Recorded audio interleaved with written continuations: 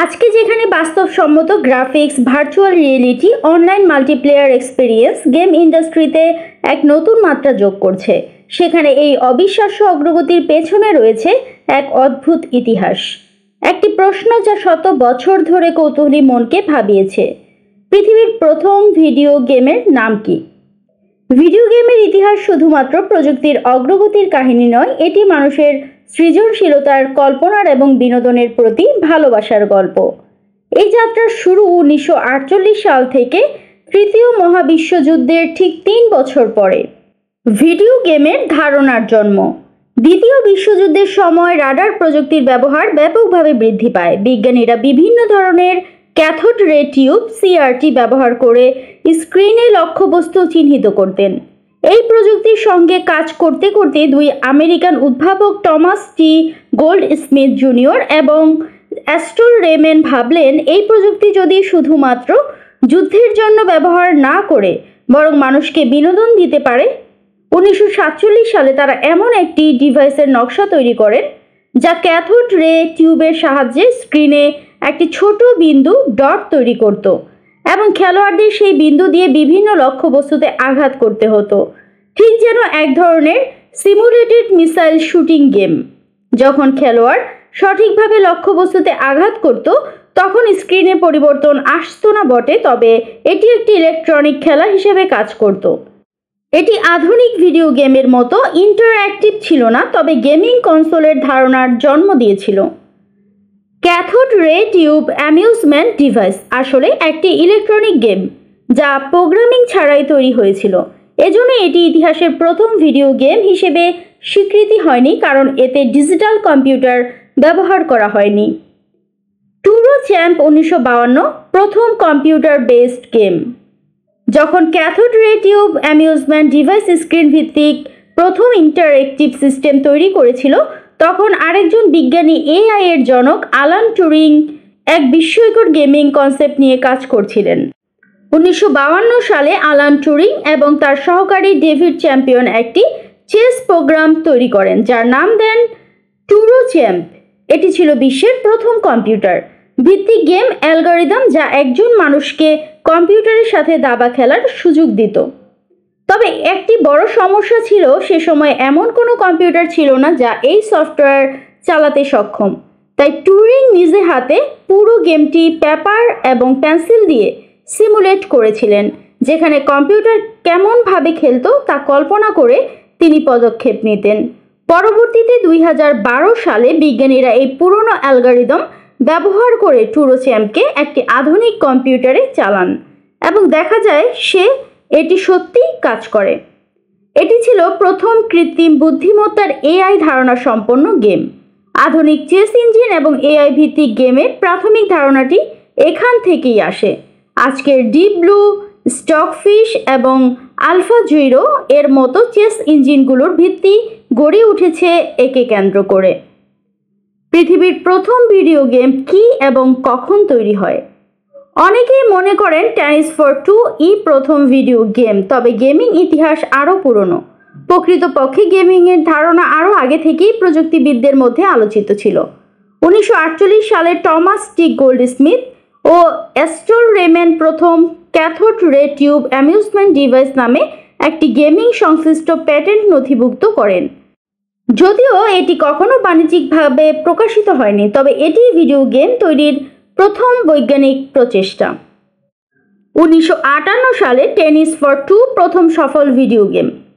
William Higginbotham নামের এক American পদার্থবিদ 1958 সালে নিউ ইয়র্ক ব্রুকহ্যাভেন ন্যাশনাল ল্যাবরেটরিতে টেনিস ফর টু তৈরি করেন। তিনি এটি তৈরি করেছিলেন শুধুমাত্র দর্শকদের জন্য একটি সায়েন্স ফেয়ার এক্সপেরিমেন্ট হিসেবে করেছিলেন। তিনি কখনো ভাবেননি যে এটি গেমিং ইন্ডাস্ট্রির ভিত্তি স্থাপন করবে। হিগিনবোথাম মূলত ব্রুকহ্যাভেন ন্যাশনাল ল্যাবরেটরিতে কাজ করতেন, যেখানে পরিদর্শকরা আসতেন বিভিন্ন বৈজ্ঞানিক প্রদর্শনী দেখতে। কিন্তু তিনি বুঝতে পারলেন দর্শনার্থীরা প্রযুক্তির প্রতি খুব বেশি আগ্রহ দেখাচ্ছেন না। তাই তিনি একটি ইন্টারঅ্যাক্টিভ বিনোদন ব্যবস্থা বানানোর পরিকল্পনা করেন, যাতে দর্শনার্থীরা বিজ্ঞানের মজা অনুভব করতে পারেন। এর ফলেই তৈরি হয় টেনিস ফর টু, একটি সরল টেনিস সিমুলেশন যা দুটি খেলোয়াড় একসাথে খেলতে পারেন। টেনিস ফর 2 খেলার জন্য অ্যানালগ কম্পিউটার এবং অসিলোস্কোপ মনিটর ব্যবহার করা হয়েছিল। এতে গ্র্যাভিটি এবং বলের গতিপথ গণনা করা হতো, যা একটি বাস্তবসম্মত অনুভূতি দিত। 1962 সালে স্পেস ওয়ার প্রথম ডিজিটাল কম্পিউটার গেম। যদিও টেনিস ফর 2 আধুনিক ভিডিও গেমের একটি পূর্বসূরি, কিন্তু প্রথম ডিজিটাল ভিডিও গেম ছিল স্পেস ওয়ার। 1962 সালে MIT এর স্টিভ রাসেল এবং তার দল PDP-1 কম্পিউটারে এই গেমটি তৈরি করেন। এটি প্রথম গেম যা ডিজিটাল কম্পিউটারে খেলা যেত। এতে ছিল 2 জন খেলোয়াড়ের জন্য মাল্টিপ্লেয়ার মোড। স্পেস ওয়ার পরবর্তীকালে আর্কেড গেম এবং কনসোল গেম তৈরির অনুপ্রেরণা দেয়। আর্কেড গেমের উত্থান। অনেকেরই ভিডিও গেমের ইতিহাসে শুরুর কথা ভাবলে আর্কেড গেমের কথা মাথায় আসে। 1970-এর দশকে ভিডিও গেমের জনপ্রিয়তা ব্যাপকভাবে বৃদ্ধি পায়, যখন বাণিজ্যিকভাবে গেম বিক্রি করা শুরু হয়। নোলান বুশনেল এবং টেড ডাভনি 1971 সালে কম্পিউটার স্পেস তৈরি করেন, যা প্রথম বাণিজ্যিক আর্কেড গেম। 1972 সালে পং বাজারে আসে, যা আর্কেড গেমের ইতিহাসে একটি মাইলফলক, এবং 1977-এ আটারি 2600 লঞ্চ হয়, যে গেমিং কনসোলের বাজারে বিপ্লব ঘটায়। মজার ব্যাপার হলো, পং গেমের নির্মাতারা প্রথমে মনে করেছিলেন যে এটি জনপ্রিয় হবে না। আটারি যখন পং গেমটি তৈরি করলো, তখন তারা এটিকে একটি ছোটোখাটো পরীক্ষা হিসেবেই দেখছিল। কিন্তু প্রথম আর্কেড মেশিনটি যখন একটি বারে বসানো হলো, তখন মালিক অভিযোগ করলেন যে এটি নষ্ট হয়ে গেছে। প্রকৃতপক্ষে এটি এত জনপ্রিয় হয়েছিল যে কয়েন রাখার বাক্সটি অতিরিক্ত কয়েন ভরে গিয়েছিল। গেমিং ইন্ডাস্ট্রির বিস্তার। গেমের স্বর্ণযুগ বলা হয় 1980 ও 1990-এর দশকের সময়কে। এ সময়ের মধ্যেই গেমিং অনেক জনপ্রিয়তা লাভ করে এবং বিখ্যাত কিছু ক্লাসিক গেমের জন্ম হয়। যেমন 1980 সালে ন্যামকো পাক-ম্যান লঞ্চ করে এবং বিশ্বব্যাপী জনপ্রিয় হয়ে ওঠে। প্যাক-ম্যান গেমটির আসল নাম ছিল পাক-ম্যান, কিন্তু পরবর্তীতে মার্কেটিং টিম পরিবর্তন করে ফেলে। 1985 সালে নিনটেন্ডো প্রকাশ করে সুপার ম্যারিও ব্রস, যা গেমিং ইন্ডাস্ট্রির ইতিহাস পাল্টে দেয়। সুপার ম্যারিও ব্রস ছিল আসলে একটি টাইম কন্ট্রোলড গেম। ম্যারিও যখন ছুটে চলে, তখন ব্যাকগ্রাউন্ডের মিউজিক এবং টাইমিং এমনভাবে সেট করা হয় যাতে খেলোয়াড় স্বাভাবিকভাবে গেমের গতির সাথে সামঞ্জস্য রেখে খেলতে পারে।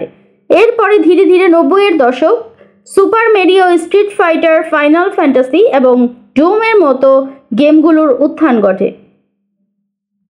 The legend of Zelda Ocarina of time ছিল প্রথম গেম যেখানে টার্গেটিং প্রযুক্তি ব্যবহার করা হয়েছিল।